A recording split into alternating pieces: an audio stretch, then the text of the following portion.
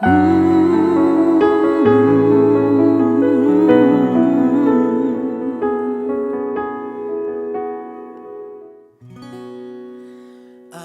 tes pieds, là j'ai ouvert mon cœur. À tes pieds, je donne mon être entier. C'est le lieu de ma sécurité, où personne ne pourra me juger. Tu m'as pardonné, je suis entré dans ta présence. Tu m'as relevé, prosterné, je veux t'adorer.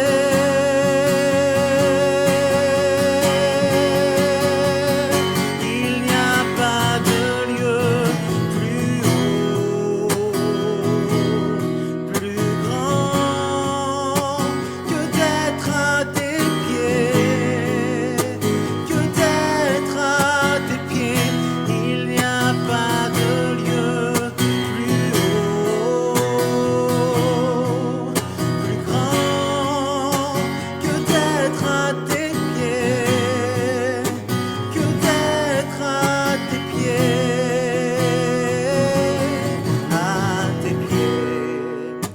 Là j'ai ouvert mon cœur,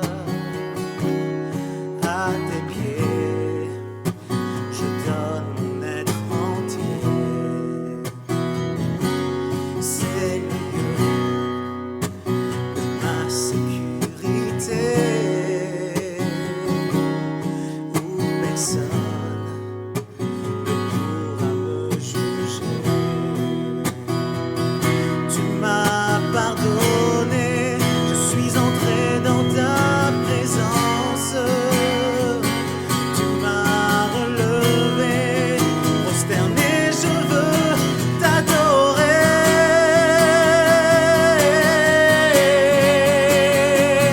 Il n'y a pas de lieu plus haut, plus grand que d'être à tes pieds, que d'être à tes pieds. Il n'y a pas de lieu plus haut, plus grand que d'être à tes pieds, que d'être à tes pieds, à tes pieds.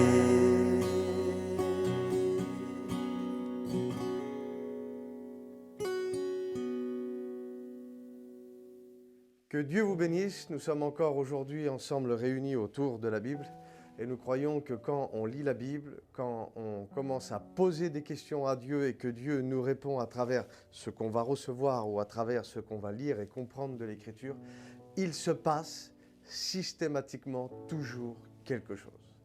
Et j'aimerais te dire que si tu as besoin de direction, de restauration, de guérison, de délivrance ou de comprendre les choses, eh bien, tu es au bon endroit.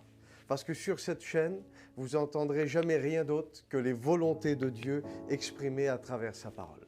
Et le thème que nous allons approcher ensemble aujourd'hui, c'est un thème qui m'a tenu à cœur. Dieu m'a donné ce message et le thème c'est celui-ci, c'est 3 étapes cruciales dans la vie d'un Nicodème. 3 étapes cruciales, amen, dans la vie d'un Nicodème. Il faut comprendre que la vie avec Dieu, c'est un échange. Et on ne pourra jamais aligner notre volonté à la volonté du ciel si au préalable, nous n'avons pas cherché à consulter le ciel. Et je m'interroge souvent parce que j'ai beaucoup de questions dans mon cœur et je peux vous garantir que quand je pose des questions à Dieu, Dieu est un Dieu qui répond. Parce que Dieu sait pertinemment que la confusion, elle va mener systématiquement à la rébellion.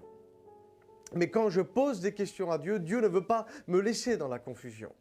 Dieu va m'apporter les réponses justement qui vont engendrer dans mon cœur une restauration et je vais prendre place, si vous voulez, Je vais pouvoir prendre place dans ma vie. Je vais pouvoir m'imposer et puis devenir décisionnaire de ma vie. Mais j'aimerais qu'on regarde ensemble déjà, avant d'aller plus loin, qu'est-ce que le prénom Nicodème veut dire.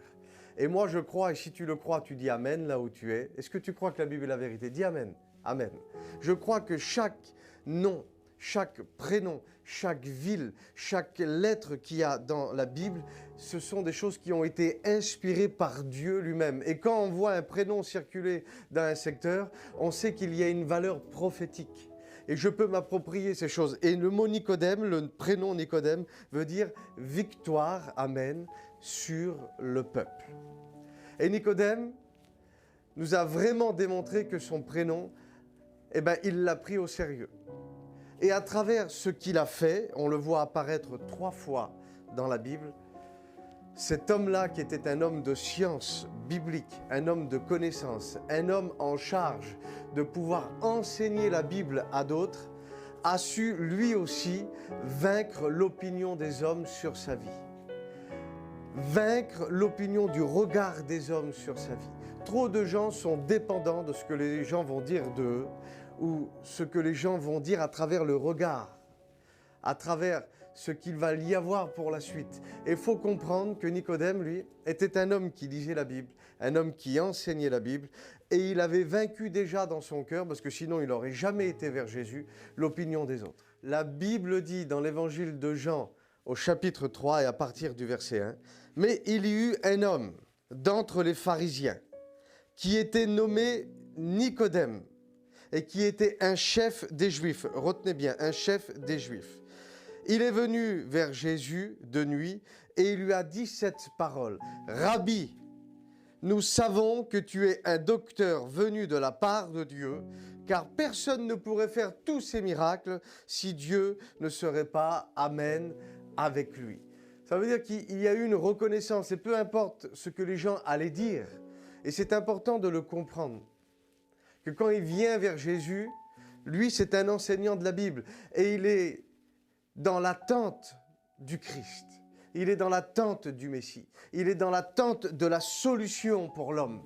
Et puis quand il vient vers Jésus, c'est quelque part, il y a une forme de reconnaissance à travers ce qu'il dit, à travers son attitude. Et moi, j'avais fait une expérience il y a très longtemps de ça, où j'étais en train de regarder à la télé 2 rabbins qui étaient en train de s'entretenir à propos d'un texte biblique qui se trouvait dans le livre de la Genèse au chapitre 2 au verset 7. Et on le voit ensemble, ce texte disait ça, c'est l'Éternel Dieu forma l'homme de la poussière du sol. Amen. Et Dieu va faire quelque chose, il va souffler dans les narines de cet homme, de Adam. Et la Bible dit que l'homme va devenir un être vivant. Une version dira une âme vivante. Et ces 2 rabbins-là qui étaient là, étaient en train de s'entretenir à propos de ce texte.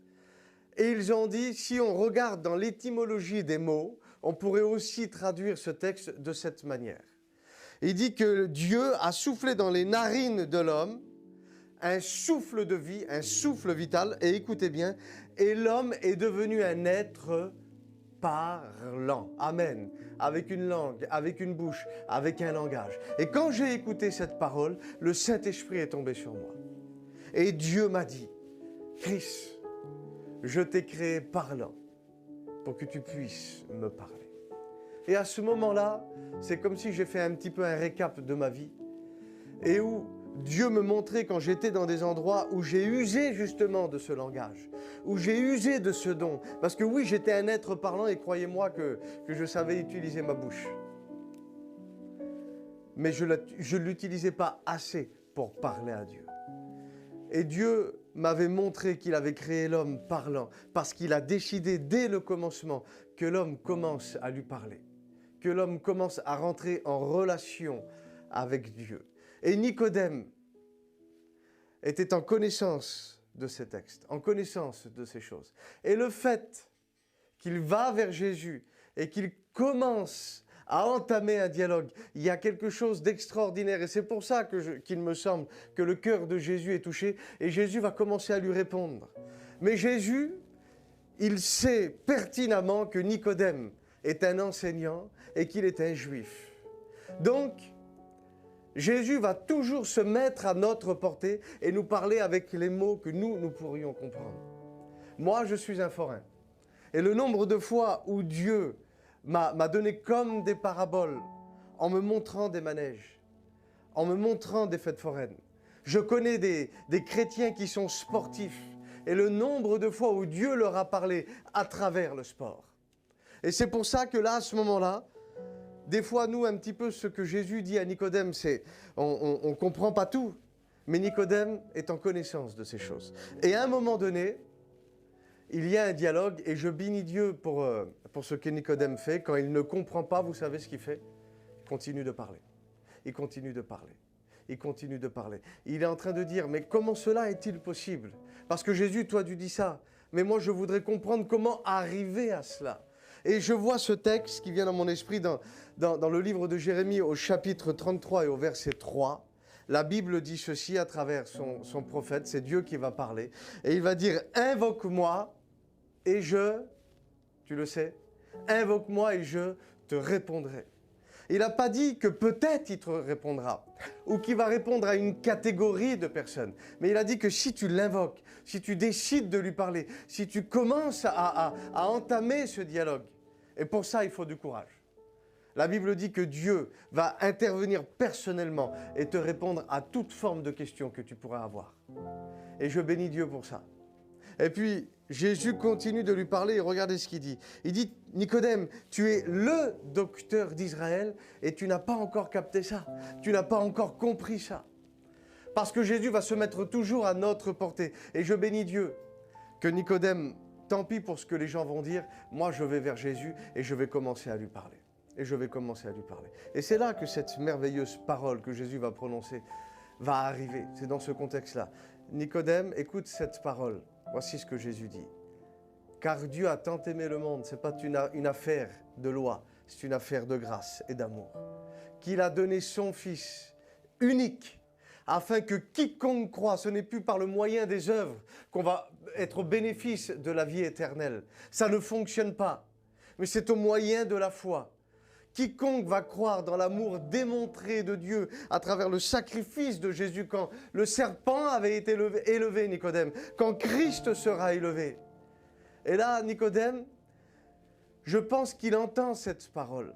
Et je pense que ça parle à son cœur, mais ça ne parle pas encore à son intelligence. Mais les paroles que Jésus a prononcées à Nicodème sont comme des semences qui tombent dans son cœur et qui vont germer avec le temps. Et on le voit. Parce qu'à la fin, Nicodème, là, il ne pose plus de questions. Il s'est passé quelque chose avec Jésus et c'est une affaire de cœur à cœur. Et moi, je vois Nicodème repartir, son cœur bouillant.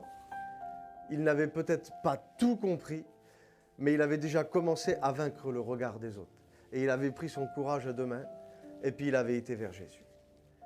Il avait été vers Jésus. Et puis il se passe quelques chapitres et à partir du chapitre 7, nous le voyons réapparaître.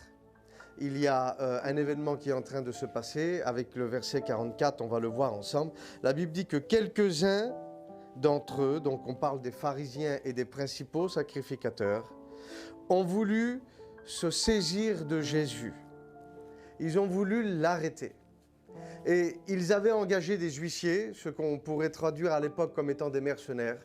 Et nous savons que dans ce contexte-là, tous les mercenaires qui étaient engagés, peu importe ce qu'ils avaient devant eux, ils savaient que là-bas, il y avait un chèque de l'argent ou de l'or qui les attendait. Et il fallait qu'ils remplissent leur mission parce qu'ils avaient pour Dieu leur ventre. Et tant pis pour qui est en face, si on me propose de l'argent pour mettre à mort quelqu'un ou pour livrer quelqu'un, le mercenaire se devait de remplir ces conditions. Mais là, il se passe quelque chose de particulier, parce que la Bible dit que Jésus, à travers ce qu'il véhiculait, devenait un sujet de trouble. Bah oui, parce que la religion n'arrivait pas à trouver des solutions pour les hommes. Et Jésus, quand il passait quelque part, il guérissait les malades, il restaurait les âmes, il délivrait les captifs et il annonçait, selon l'Écriture, la vérité et la volonté de Dieu. Et là, les mercenaires étaient là. Et puis, je ne sais pas moi, je les vois dans leur esprit, ils savent qu'il va y avoir un gain à la fin. Et ils arrivent à chaque fois devant Jésus pour essayer de l'arrêter, mais ils n'ont jamais réussi à arrêter Jésus. Et quand ils reviennent vers les principaux sacrificateurs et vers les pharisiens, Ils disent, on n'a pas pu se saisir de lui. Et les pharisiens sont étonnés, ils ne comprennent pas, mais ils disent, pourquoi vous n'avez pas arrêté cet homme-là? Pourtant, vous avez payé pour ça. Oui, on le sait. Oui, on le sait. Mais il n'y a pas un homme. Nous n'avons jamais entendu un homme parler comme ça. Jamais homme n'a parlé comme cet homme. Et on peut se poser les questions, bah oui, qu'est-ce qu'il y avait de si différent? Et les mercenaires qui étaient là, qui étaient des hommes sans foi, sans loi, eux aussi étaient touchés par le message de Jésus, par les choses qui étaient en train de se passer. Et puis à un moment donné, les pharisiens vont dire, il y a peut-être quelqu'un d'entre nous qui est d'accord avec ce Jésus. Et puis c'est un petit peu un affront sur la personne de Nicodème. Et là, Nicodème, il réapparaît. Il dit, les frères, il dit, pouvons-nous arrêter un homme? Parce que c'est notre loi qui le dit. C'est notre loi, c'est notre enseignement. Sans que, pour autant, on aille déjà entendu ce qu'il avait à dire. Parce que Nicodème savait, lui, il avait entendu les paroles de Jésus. Il savait que ce qui sortait de la bouche de Jésus, il se passait quelque chose. Et là, c'est ça qui est beau, c'est on a commencé à remettre en doute l'enseignement de Nicodème. Et quand vous regardez dans l'évangile de Jean au chapitre 3, qu'est-ce que Jésus dit à Nicodème? Il dit, tu es le docteur d'Israël. Donc ça veut dire, il n'a pas dit, tu es un des docteurs d'Israël. Il dit, tu es le docteur d'Israël et tu ne sais pas ça? Ça veut dire que Nicodème n'était pas un enseignant comme tout le monde. Il était l'enseignant qui avait été mandaté pour enseigner, écoutez ça, les enseignants. Et là, à ce moment-là, parce qu'il commence à prendre une prise de position, et Nicodème le sait très bien, que quand on commence pour ses convictions à s'afficher, on va vivre une forme de rejet. Mais des fois, il se passe tellement quelque chose de fort dans nos cœurs que tant pis pour le rejet. Tant pis pour ce que les gens vont dire. Moi, je veux être un Nicodème à part entière et que Dieu fasse de toi une femme Nicodème, un homme Nicodème qui a vaincu l'opinion des gens sur ta vie. Des fois, c'est peut-être difficile. On commence à s'approcher de Jésus, on commence à s'approcher des réunions. Et des fois, il faut vaincre le regard de nos parents, le regard de nos femmes, le regard de nos maris pour certaines. Mais c'est tellement bon ce que Jésus a à communiquer, que tant pis, on commence un petit peu à s'afficher en parole. Et puis on est en train d'expliquer que Jésus m'a fait du bien au préalable et qu'on ne peut pas condamner un homme comme ça. Et vous savez ce qu'ils vont lui dire, les pharisiens qui étaient là? Nicodème, pourtant tu es un enseignant et tu devrais savoir que ce n'est pas possible ce que tu dis. Toi aussi tu dois être comme un de ces Galiléens. Et puis on est en train de le rabaisser publiquement. Mais il y a de l'humilité dans le cœur de Nicodème et je bénis Dieu pour l'humilité. Vous savez pourquoi? Parce que la Bible dit une chose. C'est que l'humilité précède, oui, tu le dis, l'humilité précède, amen, la gloire. Et la gloire, nous l'avons déjà vu dans les enseignements précédents, il est traduit aussi par le mot réception. C'est-à-dire que l'humilité de ce qui va sortir de notre bouche ou de notre attitude va faire en sorte que les anges vont amener dans ta vie des exaucements et des bénédictions. Que Dieu trouve en toi, amen, cette humilité. Et on ne voit plus Nicodème réapparaître. On le voit à partir du chapitre 19. Et au chapitre 19, il s'est passé plein de choses avant. On va dire la tension a monté. Il y a eu Gethsémané. On est venu arrêter Jésus. On est venu l'accuser à tort. On est venu mettre des choses, des poids sur lui. On est venu le frapper. On est venu prendre position contre Jésus. Et tous ceux qui étaient en mesure de le défendre ou qui auraient voulu le défendre auraient été passifs de prendre des coups, d'être arrêtés, d'être mis à l'écart, d'être jetés en prison. Donc à ce moment-là, quand vous voyez à partir du chapitre 19, ce n'est pas un moment favorable pour prendre position pour Jésus. Mais je vois un Nicodème réapparaître et que Dieu soit béni pour cet homme. Et vous le voyez dans l'évangile de Jean au chapitre 19 et à partir du verset 38, Jésus vient de mourir sur cette croix. Et il est dans un lieu qui s'appelle Golgotha. Et Golgotha est une petite montagne en forme de crâne, pour ça qu'on avait appelé ça le lieu du crâne. Mais Golgotha a une signification et ça veut dire le lieu, écoutez bien, le lieu d'élection. Et c'est un lieu prophétique. C'est un lieu prophétique. Et nous le voyons réapparaître, Nicodème. Venir avec Joseph d'Arimathée, le descendre de la croix. Et c'est quelque chose de particulier ce que Nicodème va faire. Nicodème ne va plus parler, mais il va agir. Il va agir. Et si vous regardez un petit peu l'évolution, il est venu parler à Jésus, en Jean 3.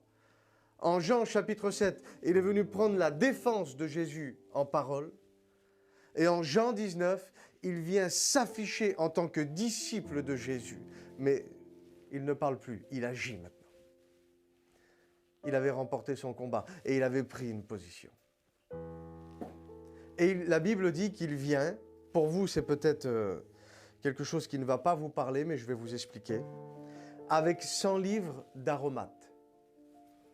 Et les aromates, à ce moment-là, c'était de la myrrhe et de l'aloès. Ça a une signification vis-à-vis de la joie et vis-à-vis de la mort et d'une naissance et d'une royauté. Mais je voudrais qu'on attire notre attention sur la quantité d'aromates que Nicodème a amené. Et cette quantité, 100 livres, représenterait à peu près aujourd'hui 45 kilos d'aromates. Et Nicodème, selon les statistiques, c'est un homme qui dépasse la cinquantaine. Donc ce n'est pas un homme sportif en pleine force de l'âge. Et quand on voit quelqu'un d'assez âgé arriver avec 45 kilos d'affaires, c'est visible. Et Nicodème était l'enseignant des enseignants. Donc quand il arrivait quelque part, on savait qui c'était. Et à ce moment-là, quand Jésus venait de mourir, il y avait extrêmement beaucoup de personnes autour, beaucoup de Juifs, beaucoup de Romains. Et tout le monde avait les yeux braqués sur cet homme, sur Jésus. Et là, Nicodème arrive avec ses 100 livres d'aromates. Et c'est une quantité qui était demandée d'amener le jour de la mort de votre père ou de votre frère. C'était aussi une quantité dans la tradition juive qui était demandée d'amener le jour de la mort de quelqu'un qui pour nous avait une extrême importance et en qui on remettait une reconnaissance, où on disait cet homme-là, cette femme-là était quelqu'un qui avait de la valeur à mes yeux. Mais c'était aussi la quantité, que c'est beau la Bible, que c'est beau, que c'est précis la Bible, que le peuple devait amener si le roi venait de mourir. Et Nicodème, sans parler devant tout le peuple, sur le lieu d'élection, il est en train de dire, à travers la quantité d'aromates qu'il est en train d'amener, « Aujourd'hui, j'ai compris le message de Jean 3. » Quand il m'a dit que Dieu avait tant aimé le monde qu'il avait donné son Fils unique. Et il arrive à Golgotha, devant la croix, devant Jésus, qui venait de mourir pour l'humanité tout entière. J'ai compris, Père, le message. Et à travers cette quantité, il est en train de dire à tout le monde et à Dieu, aujourd'hui, je fais de Jésus un membre à part entière de ma famille, mon père, mon frère. Je fais aujourd'hui de Jésus ma valeur. Et aujourd'hui, je fais de Jésus mon roi. Ça veut dire quoi? Ça veut dire que nos croyances, nos paroles, notre attitude, notre foi en Jésus vont nous conduire automatiquement à faire un face-à-face, amen, avec la croix et de devenir des hommes et des femmes qui seront au bénéfice de la volonté de Dieu. Et quand on considère quelle est la volonté de Dieu pour les hommes, c'est de l'aimer, de la restaurer, de l'équiper et de faire en sorte qu'elle devienne elle aussi une source de bénédiction pour toute sa zone d'influence.